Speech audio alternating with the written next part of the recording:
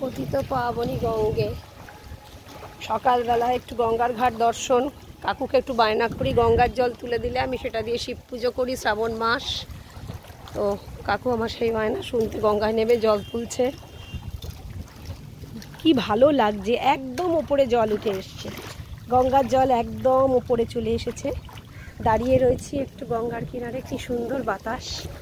শিব মন্দির নেহাত আমি ডিম টিম খেয়ে চলে এসেছি ব্রেকফাস্টে, বুঝতে পারিনি তো যে তাহলে একটু পুজো করা যেত, আদারওয়াইজ ঠিক আছে। এই প্রাকৃতিক সৌন্দর্যটাই উপভোগ করে নেওয়ার মতো। সবাই স্নান করছেন, দূরে আমাদের আশ্রম দেখা যাচ্ছে, গঙ্গার ওপারে ব্যারাকপুর শ্রীগুরু আশ্রম দেখা যাচ্ছে।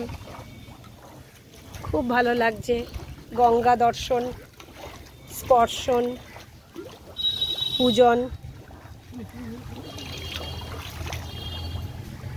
মা গঙ্গার জলস্পর্শ করতে পারা খুব ভাল লাগছে। ওই পারে গান্ধীঘাট, জাহাজ আসছে। কোথায় নৌকো আসছে কাকু? জাহাজ আসছে, ওর বড় নৌকো, জাহাজ কোথায়? ওটা জাহাজ, নৌকোটা ও বড় জাহাজ আসছে বাবা, জাহাজটা একটু বড় টাইপের আর কি। ঠিকই, খুব সুন্দর লাগছে তো গঙ্গা দর্শন আসছে। ওদিকে গান্ধীঘাট দেখা যাচ্ছে, গান্ধীঘাটের ওদিক থেকে আসছে বড় জাহাজ। যেতে হবে, অনেক কাজ আছে ব্যাংক ফ্যাংক, কিন্তু আমার মন চাইছে না। কি সুন্দর গঙ্গার ধারে সুপ্রাচীন বট, বটের গোড়ায় তো অনেক দেবদেবীর বাস থাকেই।